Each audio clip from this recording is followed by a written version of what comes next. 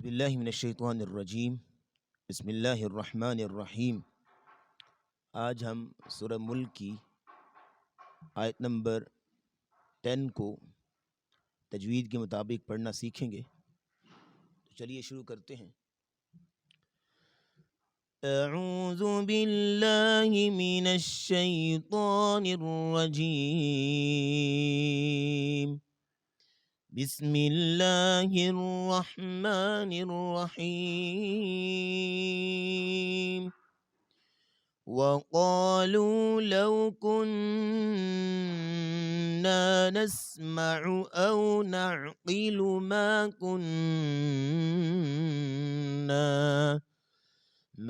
كنا في أصحاب السعير۔ وقالوا لو كنا نسمع أو نعقل ما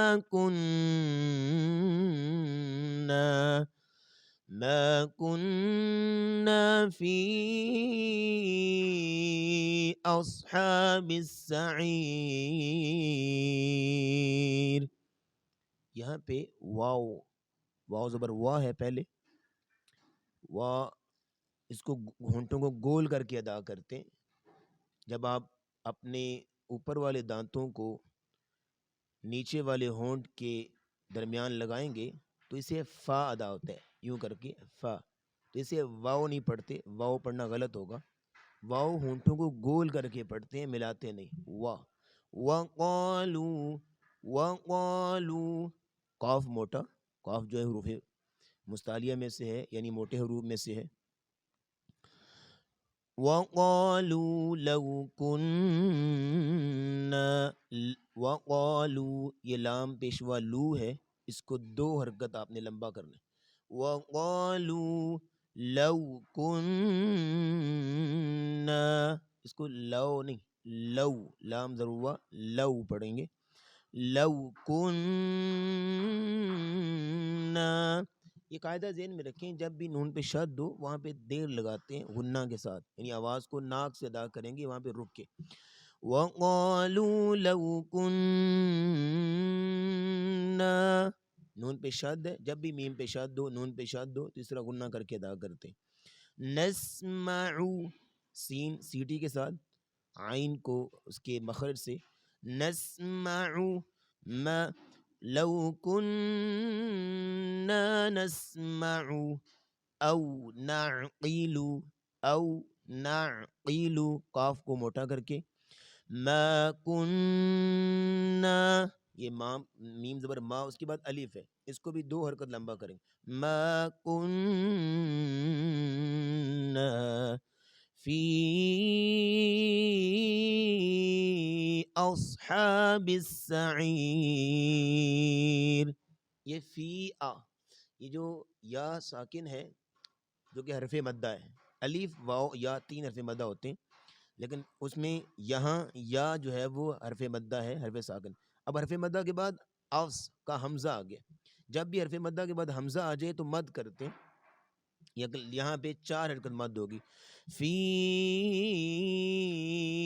اصحاب السعیر، صاد کو موٹا کر کے، حا کو اس کے حلق سے باریک کر کے، السعیر کی سین سیٹے کے ساتھ اور عین کو اس کے مخرج سے، اور را باریک پڑھیں گے یہاں پہ۔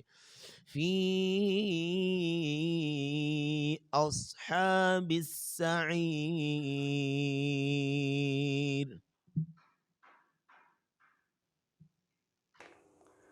السلام علیکم ورحمۃ اللہ وبرکاتہ۔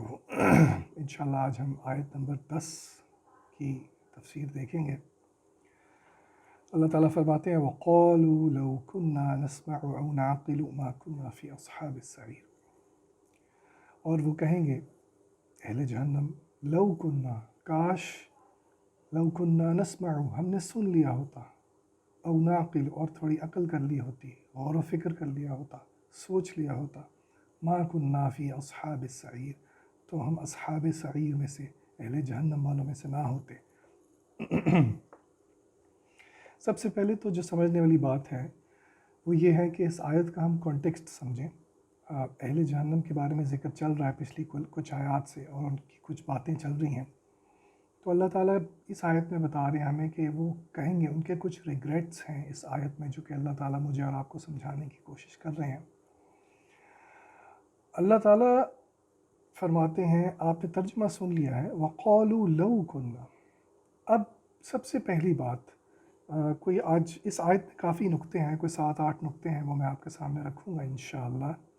سب سے پہلی بات سمجھنے والی یہ ہے کہ میں نے آپ سے ایک کسی آیت کے ضمن میں، مجھے یاد ہے پہلے بھی بات کی تھی، کہ اللہ سبحانہ و تعالیٰ نے یہاں پہ جو ٹینس یوز ہوا ہے وہ پاسٹ ٹینس یوز ہوا ہے. اب آپ سمجھتے ہیں کہ پاسٹ ٹینس یوز ہوتا ہے ماضی کی چیز کے لیے، لیکن اہل جہنم جو ہے وہ ویسے تو یہ بات ثابت ہے قرآن مجید میں سے کہ قبر میں بھی عذاب اس وقت چل رہا ہے، والعیاذ باللہ جو کفار ہیں یا جو بھی سلسلہ ہے اہل برزخ میں. لیکن بہرحال قیامت کے دن جو ہے، کیونکہ یہ کانٹیکسٹ قیامت کے دن کا چل رہا ہے، تو قیامت کے دن والی چیز تو فیوچر کی چیز ہے، لیکن اللہ نے اس کو پاسٹ ٹینس میں استعمال کیا ہے. تو اس سے قیامت کے ہونے کی حقانیت کا اتنی شور چیز ہے کہ اللہ تعالیٰ اس کو پاسٹ ٹینس میں ذکر کر رہے ہیں. اب اگلی بات سمجھنے والی یہ ہے کہ وہ دو چیزیں، دو ریگریٹس ہیں اگر آپ غور کریں تو. لو کننا نسمع او نعقل، کاش ہم سن لیتے اور تھوڑی عقل کر لیتے. اب علماء کہتے ہیں کہ غور و فکر کرنے کی یہ بات ہوتی ہے قرآن مجید کے اندر. یہ جو لفظوں کی پلیسمنٹ ہے، کون سا لفظ پہلے ہے کون سا بعد میں، اس کی بہت اہمیت ہے، اور اس سے معنی میں مزید نکھار پیدا ہوتا ہے. میں اور آپ غور و فکر کریں کہ اس میں کیا حکمتیں ہیں، میرے اور آپ کے لیے کیا لیسنز ہیں. تو سب سے پہلی بات تو یہ ہے جو مجھے اور آپ کو سمجھنی ہے، وہ اصحاب سعیر کیا کہہ رہے ہیں کہ کاش ہم سن لیتے، کاش ہم سن لیتے. اس سے ہمیں اس چیز کی امپورٹنس کی ریئلائزیشن ہوتی ہے کہ سننا کتنا اہم ہے. ایٹ دا ویری لیسٹ ہم یہ کر سکتے ہیں کہ کوئی اگر اللہ اور اس کے رسول کی بات کر رہا ہے تو سن تو لیں بھائی، اتنی کیا ایسی بات آ گئی کہ اب ہم نے سننا بھی نہیں. تو یہ دیکھیں اور یہ ایٹ دا ویری لیسٹ ہے. دیکھیں سننے میں کیا ہے، کان ہی لگانا ہے نا تھوڑا سا. اللہ نے ایٹ دا ویری، آپ نوٹ کریں کہ یہ ویری لیسٹ ہے، سننا سب سے آسان ہے. وَقَالُوا لَوْ كُنَّا نَسْمَعُ. اور آپ اگر اکثر لوگ یہ رویہ ان کا ہوتا ہے کہ جی یہ باتیں تو ہمیں پتہ ہیں، کیوں آپ بار بار کرتے ہیں. تو جان لیجئے سورہ زاریات میں اللہ تعالیٰ فرماتے ہیں وَذَكِّرْ فَإِنَّ الذِّكْرَىٰ تَنفَعُ الْمُؤْمِنِينَ، کہ اہل ایمان کو یاد دہانی کرواتے رہیں کیونکہ یاد دہانی ان کو فائدہ دے گی. تو یاد دہانی بہرحال ہمیں ضرورت پڑتی ہے، ہم بھول جاتے ہیں. یاد اللہ کی بات یاد بار بار آتی رہے، کوئی یاد کرواتا رہے تو ہم ٹھیک رہتے ہیں. اور یہ رویہ کہ بات کو نہ سنا جائے، یہ ایروگنس ہے، یہ کبر ہے، اور یہ اللہ تعالیٰ کو پسند نہیں ہے. اور اللہ تعالیٰ نے سورہ سجدہ کے اندر یہ بات فرمائی ہے، اور اللہ نے مجرم کہا ہے ایسے لوگوں کو جو کہ اللہ کی بات نہیں سنتے، اعراض کرتے ہیں اللہ کے ریمائنڈر سے. اللہ نے کہا یہ مجرم ہے اور میں ان سے بدلہ لوں گا. اللہ فرماتے ہیں آیت ہے اِنَّ مِنَ الْمُجْرِمِينَ مُنْتَقِمُونَ. سبحان اللہ، میرے ذہن سے آیت نکل گئی. اللہ تعالیٰ فرماتے ہیں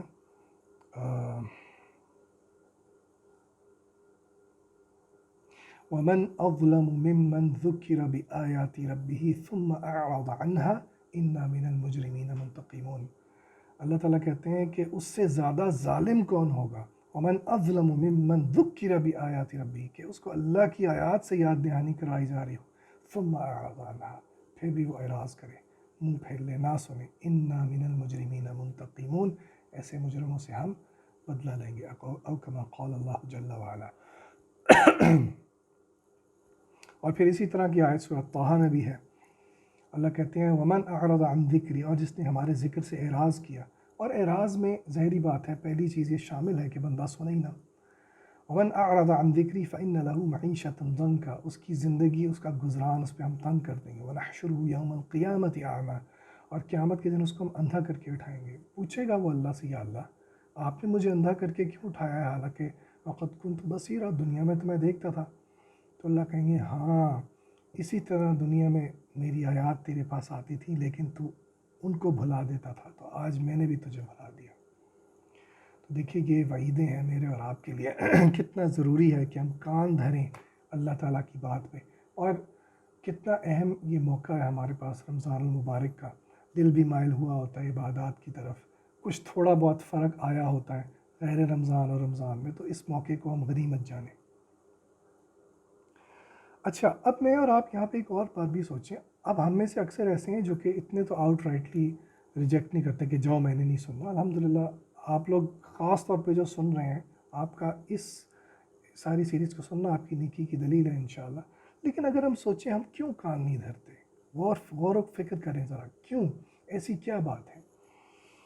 جان لیجئے کہ ایک تو ہم ڈسٹریکشنز میں بہت گھرے ہوئے ہیں. میرے پاس اور آپ کے لیے جو ہے وہ سوشل میڈیا کے لیے ٹائم ہوگا، فیس بک ویڈیوز کو ہم سکرول کرتے رہتے ہیں، لیکن کوئی کام کی بات آ جائے تو وہ ہم سے نہیں سنی جاتی. اور جان لیجئے دس از شیطان ایٹ ورک. شیطان نہیں چاہتا کہ ہم کوئی خیر کی بات سن لیں. تو جان لیجئے کہ جب بھی آپ کوئی ریمائنڈر سنیں گے اور آپ کو شیطان آپ کے ذہن میں یہ بات آئے کہ یار نہیں چلو پہلے یہ کر لیتے ہیں پھر سن لینا، بالکل سن لینا، جان لیجئے یہ شیطان جو ہے وہ نصیحتیں کر رہا ہے، آپ کو وسوسے ڈال رہا ہے. اچھا، اور پھر اگلی بات جو سمجھنے والی یہ ہے کہ اللہ نے صرف یہ نہیں کہا کہ ان کا ایک ریگریٹ صرف یہ نہیں ہے کہ کاش ہم سن لیتے. نسمع و نعقل، صرف سننا نہیں ہے، پھر اس پہ غور و فکر بھی کرنا ہے، اس پہ عمل کرنا ہے، کیونکہ اصل چیز عمل کرنا ہے. اسی لیے اللہ کے نبی صلی اللہ علیہ وسلم نے فرمایا، آپ کی دعا ہے اللہم انی اسألک علما نافعا، اور علم نافع وہ ہے وہ علم جو کہ حاصل کر کے اس پہ عمل بھی کیا جائے. اور قرآن مجید خود علم کا سرچشمہ ہے. تو قرآن مجید کے بارے میں بھی یہ آتا ہے حدیث مبارکہ میں، آپ صلی اللہ علیہ وسلم نے فرمایا کہ قیامت کے دن قرآن مجید یا تو تمہارے لیے شفاعت بنے گا یا تمہارے خلاف شفاعت بنے گا. یہ کیسے؟